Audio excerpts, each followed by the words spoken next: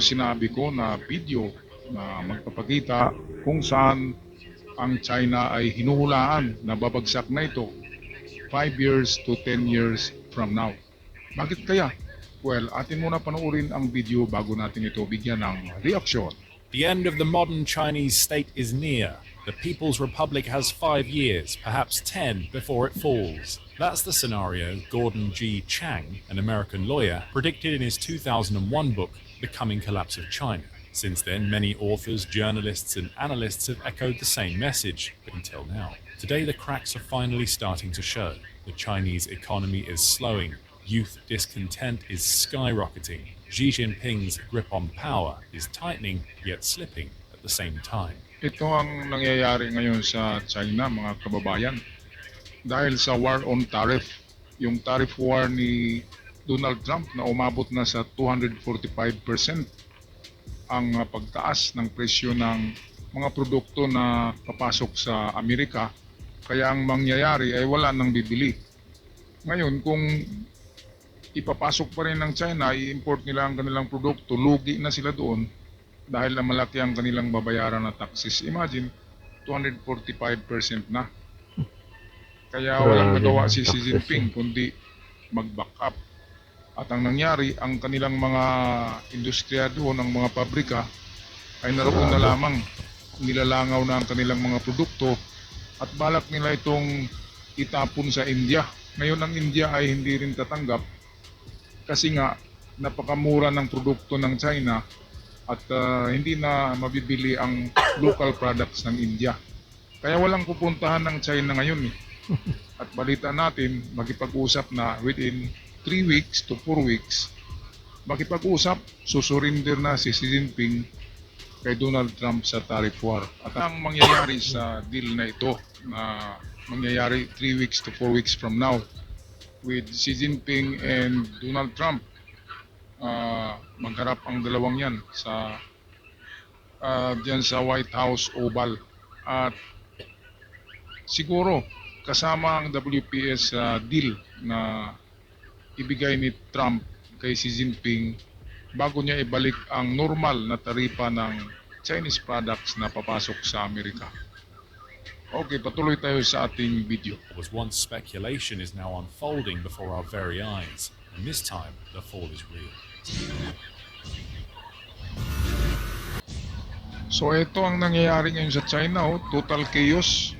Mga tao wala nang mga trabaho, iyakan na. Kasi wala nga, nagsasara ng mga kumpanya dahil sa tariff war. Malulugi naman ang kumpanya kung nagbubukas yan tapos yung produkto ay hindi nila ma-deliver sa Amerika dahil napakamahal ng taripa. 245%, 245% na. Ayan iyakan. He's been raising tariffs on China like a monopoly game. But that tit for tat could be ending. Ayan 245% na.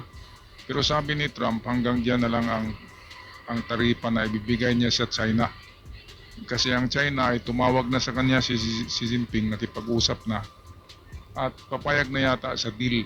Ito ang maganda dahil sigurado kasama ang WPS sa deal na yan, na sasabihin ni Trump na wag nang mangharas sa WPS at ibigay na yan sa Pilipinas. Sigurado isa yan sa sa mga ni Trump, kondisyones kay Xi Jinping para maibalik sa normal ang taripa.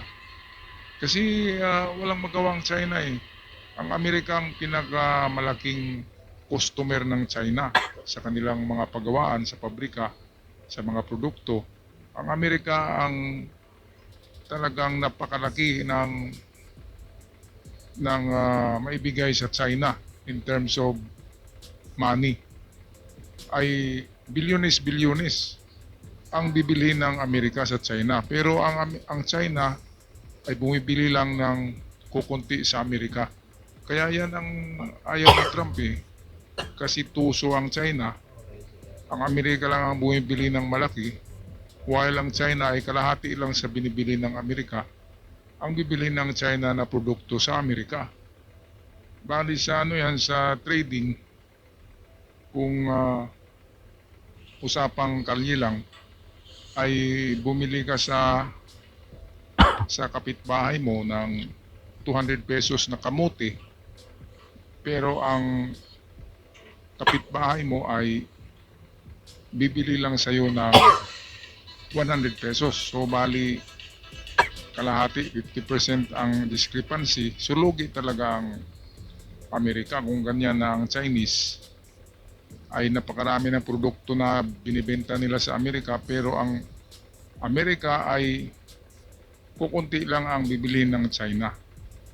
Kaya nakapag-isip si Donald Trump na sobra na tong mga Chinese. Bigyan niya ng tariff na malaki para mamahal yung yung tax ng produkto nila. At ang mangyari diyan ay Malulugi sila. tataas ang labor sa China. Kung tataas ang tarifa kasi ipapatong yun sa mga worker. Ngayon ang mangyayari, liliit ang sweldo ng mga Chinese workers dahil napakataas ng tax. Ngayon, anong mangyayari dyan? Kung tatagal yan, Maliligo din ako. magkaroon talaga ng revolusyon sa China. Dahil hindi na mabubuhay ang mga tao doon kung ang sweldo ay lalong liliit. Di ba mga kababayan? Kaya isang, to si Trump genius ito sa negosyo. Kasi nga business tycoon ito negosyante. Kaya yan ang maganda kay Trump. Dahil muling maging mayaman ang Amerika. Mayaman na yan pero lalong yayaman. Sabi nga ni Donald Trump, kung meron kayong push button sa inyong lamesa para sa mga nuklear, kami ay merong napakalaking push button. Yun ang sinabi niya kay Kim Jong-un na kung ayaw mong magipag-usap, meron akong malaking button. Yung sa'yo maliit lang. At hindi mo alam kung gaano kalaki. Grabe. Tinatakot talaga ni Trump si Kim Jong-un. Okay, patuloy tayo dito sa ating balita. US President Trump has hinted that he wouldn't go higher than 245%. Well, at a certain point, I don't want them to go higher because at a certain point, you make it where people don't buy. So I may not want to go higher, or I may not want to even go up to that level. I may want to go to less because, you want people to buy. And at a certain point, people aren't going to buy. Not just that, he's also looking for a deal. Trump claims that China has reached out to him for talks, and he says a deal could be struck in weeks. Listen to this. Sir, has he called you directly, President Xi, or reached out? Well, you'd think it was pretty obvious that he has, but we will talk about that soon. It's not that important because, honestly, we're going to have a deal. I believe we're going to have a deal with China. How much time do you think? I would think over the next 3 or 4 weeks, I think maybe the whole thing could be concluded. Ayan, so 3 to 4 weeks na pag-isipan ni Donald Trump ang tawag ng China. Tumawag na si Xi Jinping kay Donald Trump. Ngayon pag-isipan ni Donald Trump at kung pwede ay pag-usapan na nila yan ng personal diyan sa Oval ng Washington. Yung Oval, yung opisina na may oval arrangement ng upuan na doon din nag-uusap si Zelensky, yung presidente ng Ukraine, at si Donald Trump, kung saan si Zelensky ay pinagalitan ni Donald Trump. Ganyan ka si Donald Trump. Yan ang totoong man of honor, di ba? At man of words. At totoong strongman, hindi katulad kay Duterte na gawa-gawa lang na strongman. Si Donald Trump ang totoong strongman. Kahit si Putin ay takot, Kim Jong-un takot, China takot, sino pa pang lalaban dyan. Yan ang pinakaano na presidente sa Amerika. Itong may kasabihan na Powerful. walk for walk, talk for talk. Ayan, si Donald Trump. Kaya maraming natatakot dyan. Kahit nga presidente ng Iran, takot Diba? Hamas, takot sa kanya. Houthi, takot. Lahat takot. Kaya ito na ang maganda. Dahil baka kasama sa deal na yan, sa peace deal ni Trump ang WPS. Kaya kung masama na yung WPS sa deal, may balik ni Trump sa normal ang tariff ng China, ay tayo ang panalo diyan, tayo. Hindi lang US, kundi panalo din ang Pilipinas. Alright, patuloy tayo sa video. 卫生搞完了。 I finished cleaning. My shift is over, and now I'm unemployed. Where can I find a job? There are no orders, and I don't even have money to live on. Ito yung nangyayari ngayon sa mga pabrika, sa mga industriya sa China. Bakante na, wala na. Nag-cleaning na lang sila, oh. Wala nang production kasi nga hindi na sila nag-i-export. Hindi na nag-i-export. Paano 245% ang tariff, eh. Itataas ang tax ng kanilang produkto at ipapatong yan sa manggagawa. Ganun. Kaya ang mga manggagawa hindi na rin nagtatrabaho kasi sobrang baba na ng sahod nila. Grabe. Dahil sa tariff war ni Trump, 245%, imagine, pinataas ng 2 times mahigit ang presyo. Kasama na diyan ng tax. Kaya wala talagang magawa ang China diyan. Dahil number 1 customer nila ang Amerika. Ngayon, lumapit sila sa India eh. Hindi tumanggap ang India ng deal. May kalaban Kasi din yung napakamura India daw eh. ng mga Walang ng mga goods ng hindi China tatanggapin at ng India. hindi na mabibinta yung mismo local products ng India. Okay, so panoorin muna natin tong video sa nangyayari ngayon sa China. Right now, with the tariff war going on, many people in China are losing their jobs. Even business owners aren't spared. 最近大家关注的问题就是 Recently, everyone's talking about the increase in U.S. tariffs. For us in the textile industry, this is really a huge blow. A lot of our clients have either stopped placing orders or canceled them altogether. Things were already bad before, and now it's even more uncertain. With the intense competition going on everywhere, where can small and medium-sized businesses like us go? We have so much production capacity, but we can't sell overseas. If we try to sell in the domestic market, we're crushed by competition. It's like having too many eggs. They go bad before anyone eats them. Ayan, so kahit pala China pa din, walang kahit sa ano. kanila, sa, Mm, diyan sa sa local local market, market nila. ay hindi pwedeng mag-competition sila kasi magbaba ang mga presyo ay lalong magiging ano, di ba? Kung mag-competition sila diyan mismo, yung mga produkto na dapat nandun sa Amerika ay dito na lang nila ibenta sa China, ang mangyari ay magbabaan sila. Competition, magbabaan, magdadive ng presyo. So ang mangyayari ay buena mano. Ang ibig sabihin, buena mano, tabla-tabla na. So anong profit ng ano diyan? Anong profit ng may-ari, di ba? Ng kumpanya. Wala na siya, wala nang profit. Kaya patigil niya ang operation. Mm. Ngayon, kung matigil ang operation ng isang buwan, ay magugutom talaga ang mga tao. At kapag nangyari yan, ay kakainin ng mga tao yung si Xi Jinping. Kasama yung kanyang mga opisyal dyan na nagpalaki lang ng tiyan.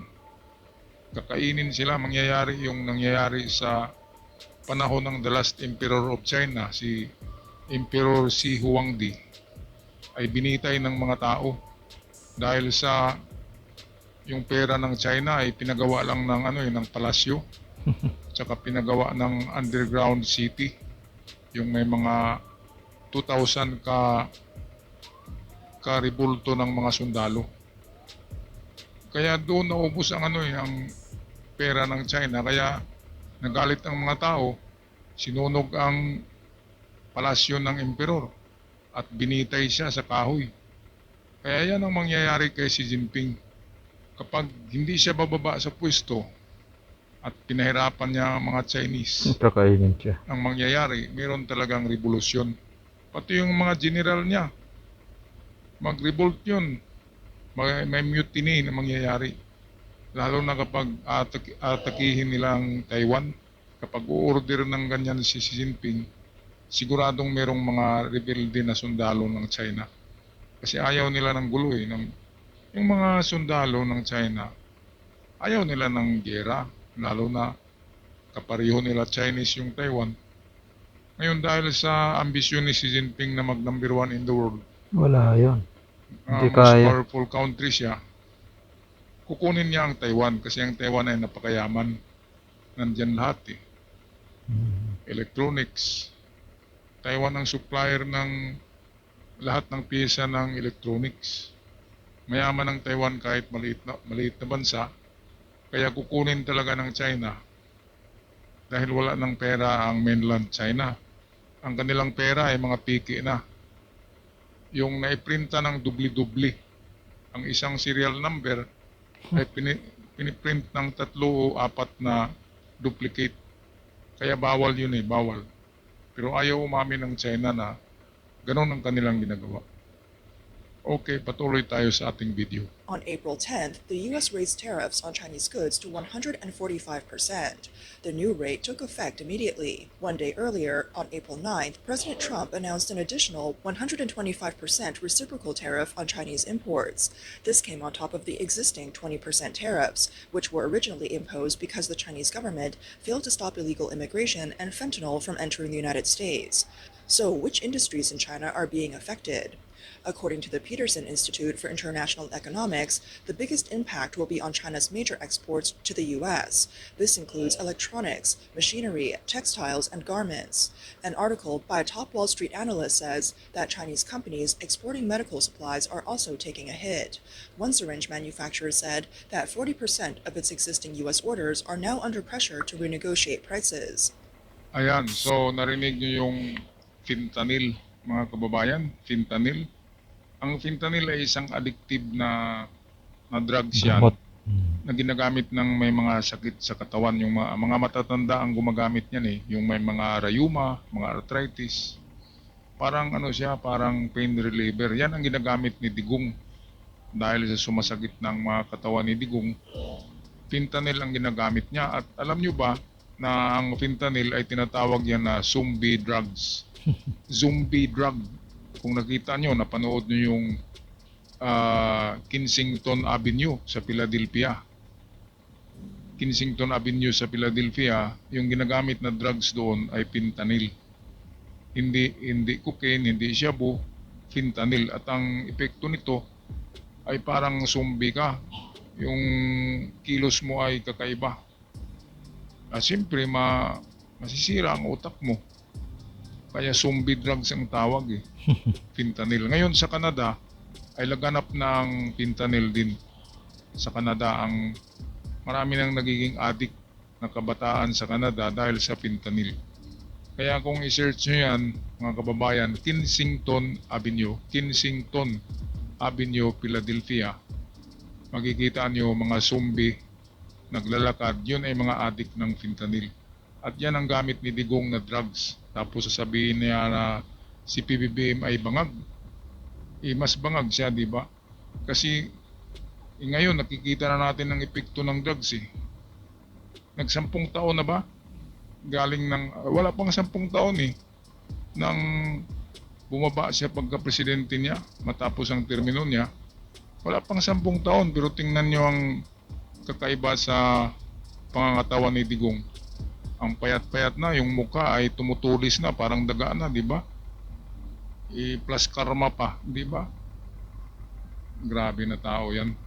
Kahit mahina na ang katawan, kahit ugod-ugod na, ay bumabanat pa rin. Dapat kasi magsisimba na Magsisimba, magsisi sa kasalanan, babalik sa Diyos. Yun ang dapat gawin ni Digong. Kaya ito, ang Pilipinas, binabaha din ng droga galing sa China. Alam nyo ba na kahit dito sa Siargao ay lumulutang yung mga shabu Nilalagay lang sa mga malalaking sako na silupin. Pinarulutang sa dagat and then pipick upin ng mga speedboat ng mga kontak nila. Grabe. Bumabaha. Kaya grabe ang China. Napakaraming masama na ginagawa. Hindi katulad sa Amerika, nagiging superpower. Pero sa ekonomiya, hindi sa ganyan na may mga halong drugs, di ba, mga kababayan? Alright, tapusin natin ang video. Traditional industries, especially manufacturing, are under serious strain. For example, the iPhone production line at Foxconn's Zhengzhou factory is only operating at 70%. Meanwhile, the factory in Vietnam is running at 92%. Reuters reported that the manager of a Christmas tree factory in Jinhua, Zhejiang said, "So far this year, we haven't received any orders from American customers. It's clearly because of the tariffs." Ayan kawawa yung Wala na Christmas talaga. tree maker. China galing ang mga mura na Christmas tree, di ba? Kikita naman natin, ayan Wala daw, walang nag-order na galing sa Amerika. Kaya sayang yung mga stock nila diyan, ay ibibinta nila yan ng mura. Walang nag-order Kaysa papuntang Amerika. Lilipas ang Pasko na ito na hindi yan ma-deliver. Yung ginawa kasi nila ngayon ay para sa Amerika yan na stock ipapadala. Nag-declare si Trump ng tariff. Hindi pa na-deliver. Kaya kapag i-deliver yan, mahal yan. Pagdating doon sa Amerika, walang bibili. Kaya lugi sila, di ba, mga kababayan? Kaya malaki talaga ang epekto ng tariff war ni Donald Trump. Yan ang paraan sa pagpipilay ng isang mayabang na bansa, mayabang na presidente, yung si Xi Jinping. Alam niya, negosyo lang ang ng China eh. Ang bumubuhay sa China ay negosyo. Yung kanilang mga murang produkto na walang kwenta, lahat basura, dahil madaling masira. Ngayon, lumaki ang mga ulo nila, ulo ni Xi Jinping lumaki. Akala niya sila na nga yung pinaka-powerful na country. Ngayon nang magbigay si Trump ng tariff, hindi nila kayang makipagyera sa tariff. Alangan naman na papatungan nila ng mataas na tariff ang American products na papasok sa China. Wala nang bibili, di ba? Ikuripot pa naman ang mga inchik. Kaya nangyayari, talo sa tariff war. Pilde, talo, loser si Xi Jinping. Kaya magipag-usap na siya next week siguro kay Donald Trump doon sa Oval Office ng White House. At baka papagalitan na naman siya ni Donald Trump katulad kay Zelensky ng Ukraine. Alright, so meron pang natirang video atin tapusin mga kababayan. Normally, by mid-April, all the orders would be confirmed, but now, maybe they won't buy anything at all this year. Ms. Guo, who also runs a Christmas tree factory in Jinhua, said that a major American client had just asked her to pause a 3 million yuan order. She had already spent 400,000 yuan on materials and now fears the order might be cancelled. Naku, lugi ang mayari ng pabrika kasi gumastos na pala siya eh. Tapos na-order na pala yan ng Amerika. Ngayon, umatras yung umorder niyan dahil nga mayroong tariff war. Luging-lugi ang insi. Kaya pala umiiyak yung kanina eh. Yung mama na nag-drive, di ba? Umiiyak siya. Grabe na hagulhol niya. Paano hindi ka hagulhol niyan? $400,000 na ang pala eh. Ang puhunan diyan. Tapos, hindi may deliver. Grabe, anong gagawin diyan? Christmas tree. Ipalamuti na lang yan sa sa highway ng China, di ba? Ilalagay sa lahat ng bahay sa front, sa gate. Libre, di ba? Libre na lang. Ay, Dapat naku. ang gawin na lang ng mga tao sa Kawawa China, nga eh. mag-aklas. Kaya Itayin kung na lang si ako Xi ang Jinping. mga businessman dyan, ay dapat gagawa sila ng dyan, Wala namang kwenta. ng revolusyon or kudita. Kudita. Diba? Ikudita si Xi Jinping. Bitayin. Sobra na yang si Xi Jinping na yan. Wala mang. Naapektuhan ng buhay nila dahil sa kagaguhan ng presidente na yan. Dapat bitayin na Kahit yan. sa tariff war ay makipagyera, wala namang magawa. Kaya ito, babalik sa mga sa mga negosyante. Okay lang kung si Xi Jinping ang may puhunan diyan, puhunan niya ng negosyante, kaya lugi. Wala yan. Ang economic Lugi advisor sila. ni Xi Jinping ay Kawawa, addict din kawawa. siguro. Okay, balik tayo sa video. Which could deal another serious blow to her business. Ms. Guo said, "People like me and my peers depend on U.S. orders to survive. These steep tariffs from the U.S. are going to affect a lot of people, and no one can escape it. Losing the U.S. market will definitely cost a lot of people their jobs." According to a Caixin report on April 10th, nearly half the cargo ships docked at the Yangshan and Waigaoqiao ports in Shanghai on April 7th and 8th were headed to the U.S. Many of them had rushed over from the U.S. hoping to load up and head back before the new tariffs kicked in. But after Trump's announcement on April 9th, raising the tariffs to 125%, there were almost no ships heading to the U.S. at Shanghai's port on the next day. Ayan, so dito tayo magtapos. Grabe no. 125 pa yun na 125% tariff pa. Wala na daw bumabalik sa Amerika ng mga cargo vessels. Dahil mataas na ang tariff na 125 eh. Bali yan 100% plus 25. Ngayon, Dinuble pa. 245 na ay talagang wala na. Wala nang magbibiyahe pa na barko para magdala doon ng produkto, hindi nila kaya ang taripa na yan. Ang taripa ay mga taxes yan eh. Kaya ang taas-taas ng tax, 245%, bali, ang laki-laki. Ngayon lang ako nakarinig ng ganyang kalaki na tax eh. Kaya genius talaga si Trump. At walang kaba kapag gagawa ng deklarasyon, di ba? Walang kaba. Grabe pag sabihin niya, bumbahin ko kayo, bubumbahin ka agad eh. Yang si Kim Jong-un, kung hindi yan magipag-pistok kay Trump. Donald Trump, bubumbahin talaga yan. Kasi ang laki ng ulo, mayabang pa. Imukha namang tidibir, di ba, ang taba-taba. Tapos ang laki ng ulo, laki ng tiyan. Ngayon, yung Iran, di ba, kapag magmatigas pa rin yung Iran na yan, ay talagang bubumbahin yan. At katapusan na rin ng Iran. Lahat ng diyan na matigas na ulo. Hindi naman kagad mangbomba si Trump. Bibigyan niya muna ng deal. Mag-usap muna. At kung talagang matigas, meron nga siyang pinakamalaking push button eh, sa buong mundo. Amerika ang mayroong pinakamalaki na push button at pinakamalakas na pasabog. The mother of all bomb ay nariyan sa Amerika. Hindi sa Russia, hindi sa China.